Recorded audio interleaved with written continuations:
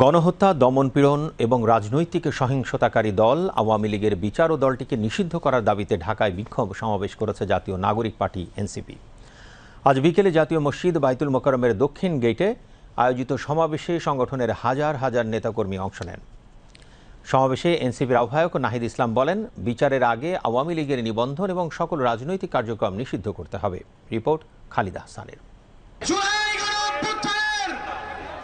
গণহত্যাকারী দল আওয়ামী লীগের বিচার ও রাজনৈতিক কার্যক্রম নিষিদ্ধের দাবিতে জাতীয় নাগরিক পার্টি এনসিপির সমাবেশে সংগঠনের হাজার হাজার নেতাকর্মী অংশ নেন।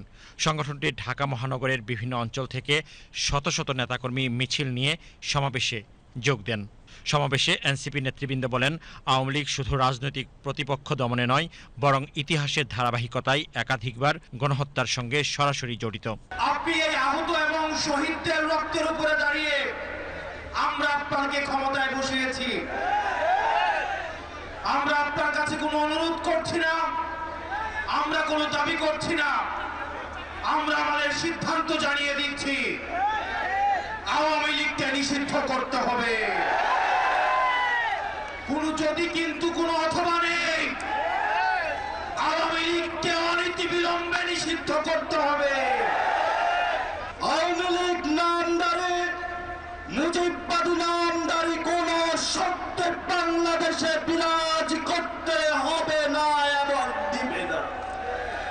আমরা আশা করি বাংলাদেশের 18 কোটি মানুষ 5 তারিখে যে ঐতিহাসিক রায়ের মাধ্যমে জানান দিয়েছিল, বাংলাদেশ রাষ্ট্র যতদিন থাকবে ততদিন আওয়ামী লীগ নামের এই দেশে কোন খুনি হাসিনা এবং মুজিববাদীদের অস্তিত্ব থাকবে না। এই বিষয়ে ফয়সালা হয়েছে, এখন আমাদের সামনে এই ফয়সালা ঝুলছে কেন, সেই বিষয়ে আমাদেরকে নজর দিতে হবে। এনসিপির নেতৃবৃন্দ বলেন, গণ অভ্যুত্থানের ম্যান্ডেট নিয়ে অন্তর্বর্তীকালীন সরকার গঠিত হয়েছে, তাদের অবশ্যই আওয়ামী লীগের বিচার ও রাজনীতি নিষিদ্ধ করতে হবে। এই আওয়ামী লীগ শাপলা হত্যাকাণ্ড ঘটিয়েছে কিনা, এই আওয়ামী লীগ জুলাই গণহত্যা ঘটিয়েছে কিনা, এই আওয়ামী লীগ 13,000-এর অধিক ভাইকে শহীদ করেছে কিনা, তাহলে এই আওয়ামী লীগ খুনিদের দল কিনা? খুনিরা কি এই বাংলাদেশে রাজনীতি করতে পারবে? সন্ত্রাসীরা কি এই বাংলাদেশে রাজনীতি করতে পারবে? আমরা এই বাংলাদেশে খুনি, সন্ত্রাসী আওয়ামী লীগের নিষিদ্ধ চাই কিনা? আমরা অন্তর্বর্তীকালীন সরকারকে বলতে চাই, অতীতের মতো সুশীল তত্ত্বাবধায়ক সরকার আপনারা না, আপনারা গণ অভ্যুত্থানের সরকার। গণ অভ্যুত্থানের ম্যান্ডেট দিয়ে যারা উপদেষ্টা হয়েছেন তাদের কাছে প্রশ্ন যে আওয়ামী লীগ বাংলাদেশে গণহত্যা করেছে, সে আওয়ামী লীগের বিরুদ্ধে আইনগত ব্যবস্থা নিতে বাধা কোথায়? সমাবেশে জাতীয় নাগরিক পার্টির আহ্বায়ক নাহিদ ইসলাম বলেন, আওয়ামী লীগ বারবার দেশের গণতান্ত্রিক ব্যবস্থাকে হত্যা করেছে। বাঙালি জাতীয়তাবাদের নামে এখানে বিভিন্ন জনগোষ্ঠীর যে ভাষার অধিকার, সেই অধিকারকে দমন করা হয়েছিল।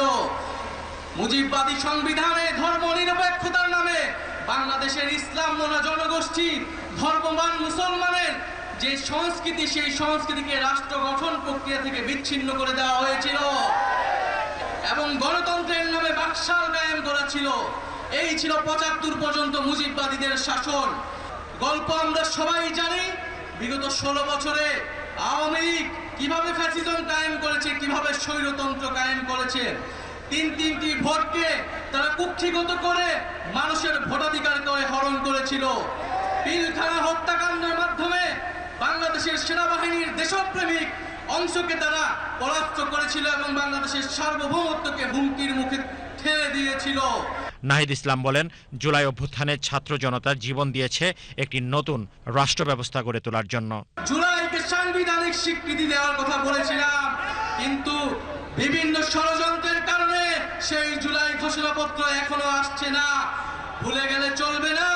এই জুলাই গণ অভ্যুত্থানের ফলেই কিন্তু আজকে বাংলাদেশে যারা রাজনীতি করছে, যারা ক্ষমতায় যাওয়ার স্বপ্ন দেখছে, তারা কিন্তু এই শহীদ পরিবার এবং আহত যোদ্ধাদের আত্মত্যাগের ফলেই স্বপ্ন দেখতে পাচ্ছে। ফলে অবিলম্বে এই জুলাই ঘোষণাপত্র দিতে হবে এবং আমরা যে জুলাই সনদের কথা বলছি, যে মৌলিক সংস্কারের ভিত্তিতে রাষ্ট্র কাঠামোর আমূল পরিবর্তন, শাসন ব্যবস্থার আমূল পরিবর্তন করে রাজনৈতিক ঐক্যমত্যের ভিত্তিতে মৌলিক সংস্কারের উদ্দেশ্যে জুলাই সনদ কার্যকর করতে হবে এবং জুলাই সনদে সুস্পষ্টভাবে আওয়ামী লীগ নিষিদ্ধের কথাটি থাকতে হবে। আওয়ামী লীগ নিষিদ্ধ না হওয়া পর্যন্ত রাজপথে অবিচল থাকার প্রত্যয় ব্যক্ত করেন এনসিপির নেতৃবৃন্দ। Khalida Hossain, BTV news, Dhaka.